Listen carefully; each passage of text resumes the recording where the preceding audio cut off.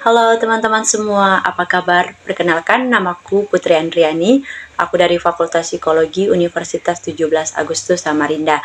Di video kali ini, aku akan mempresentasikan tentang salah satu tokoh psikologi kognitif, yaitu George Kelly.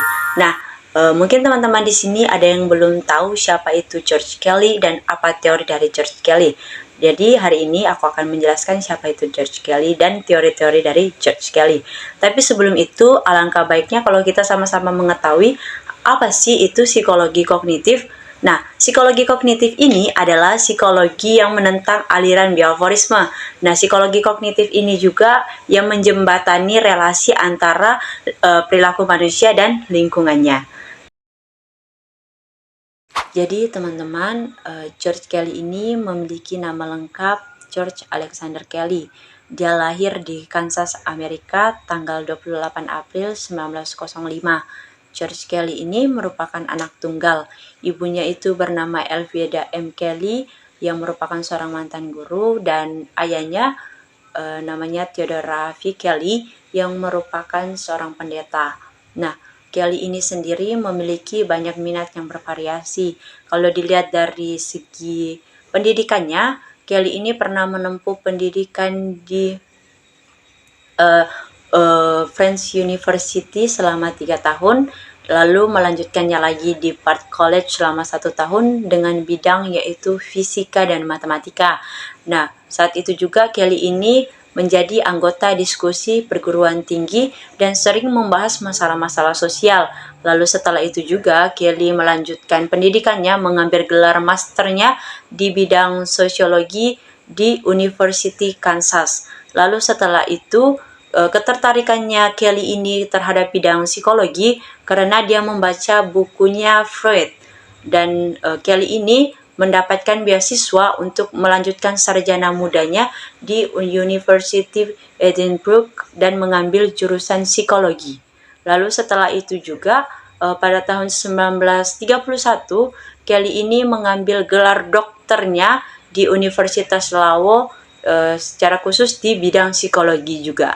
Nah, Kelly ini juga mempelajari beberapa bidang seperti bidang oratory, bidang public speaking, pemerintahan, dan juga dramatik. Jadi selama 12 tahun, Kelly ini mempelajari bidang psikologi secara khusus psikologi klinis. Terlahirlah yang namanya konsep kepribadian. Nah, teori konsep kepribadian ini intinya itu terletak di mana cara individu menerima, merasakan, dan menafsirkan hal-hal yang terjadi baik di dalam dirinya maupun di dalam orang lain.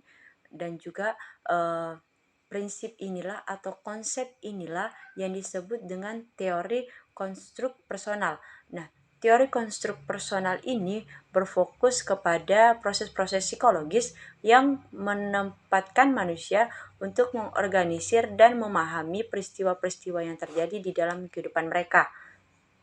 Nah, konstruk personal ini juga adalah suatu konstruk atau pemikiran yang digunakan seseorang untuk menafsirkan, menjelaskan, atau meramalkan pengalaman-pengalamannya. Nah, konstruk ini menggambarkan cara atau konstruk ini membantu kita untuk menggambarkan suatu cara yang konsisten bagi seorang pribadi untuk menjelaskan beberapa aspek-aspek dari realitas berdasarkan persamaan dan perbedaan.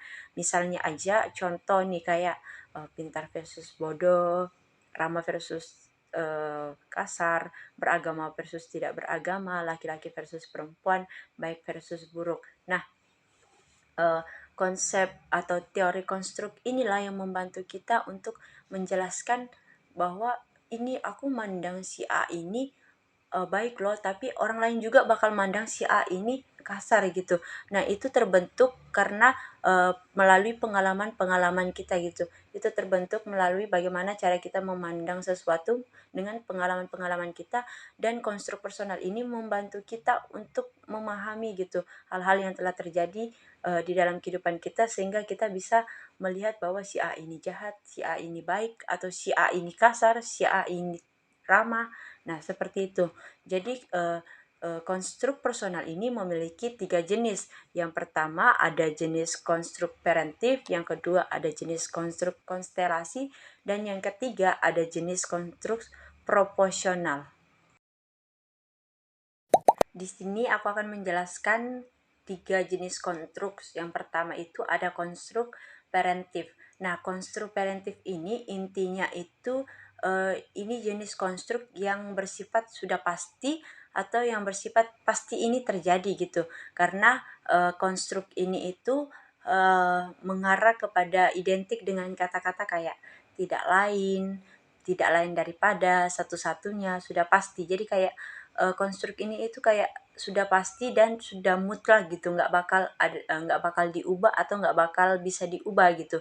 Misalnya kayak contoh suku dan agama. Misalnya kalau aku sukunya orang Toraja. Jadi kayak aku sudah pasti orang Toraja gitu, atau enggak aku tidak lain daripada orang Toraja karena itu bawaan dari genetik atau bawaan dari keluarga sebelumnya. Jadi kayak udah pasti, pokoknya udah mutlak dan nggak bisa dirubah atau tidak bisa diganggu gugat lah kayak gitu. Nah, konstruk konstelasi ini itu semacam pandangan kita terhadap seseorang tentang prasangka yang didasarkan pada penilaian atau anggapan berdasarkan karakteristik perilaku orang lain.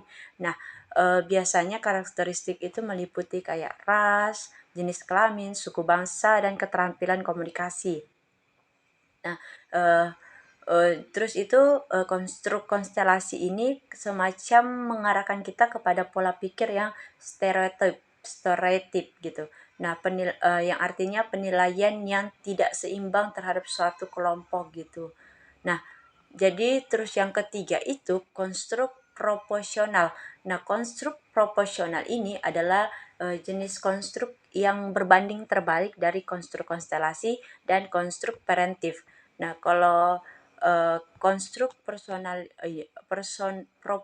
ini itu adalah mengarah kepada pikiran yang terbuka atau mengarah kepada pola pikir yang terbuka terhadap pengalaman yang sebelumnya sudah terjadi atau sebelumnya sudah dialami gitu. Nah, konstruk ini semacam perspektif alami yang terbentuk dengan sendirinya karena pengalaman itu tadi gitu. Nah, jadi orang yang memiliki jenis konstruk ini itu tidak bisa langsung menilai atau nggak bisa langsung menilai bahwa orang ini baik atau orang ini jahat atau orang ini ramah atau orang ini tidak ramah gitu. Jadi nggak bisa. Nah, orang yang memiliki jenis konstruk ini itu lebih fleksibel dan mengarah kepada pola pikir yang terbuka. Jadi kesimpulan dari teori Kelly ini yaitu teori konstruk personal adalah mengungkapkan suatu pendekatan kognitif terhadap kepribadian. Ia mengusulkan bahwa cara terbaik untuk memahami perilaku manusia adalah berpikir tentang manusia sebagai seorang ilmuwan. Dalam artian ini bukan sebagai orang ilmuwan yang asli ya, maksudnya kayak berpikir bahwa kita menjadi seorang ilmuwan yang mampu meramalkan dan mampu menafsirkan hal-hal yang terjadi gitu. Nah, perspektif kognitif tentang kepribadian menekankan pengaruh dari proses intelektual dan berpikir terhadap manusia. Orang lain memiliki suatu kebutuhan untuk meramalkan dan mengendalikan peristiwa-peristiwa yang terjadi dalam lingkungan mereka dan beberapa derajat keteraturan.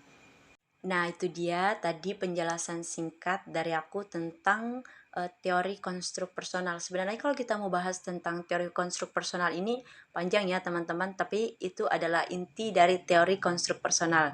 Jadi apabila ada salah-salah kata atau salah-salah pengucapan, aku mohon maaf dan kurang dan lebihnya mohon dimaafkan. Dan terima kasih, sampai ketemu di video selanjutnya. Dadah!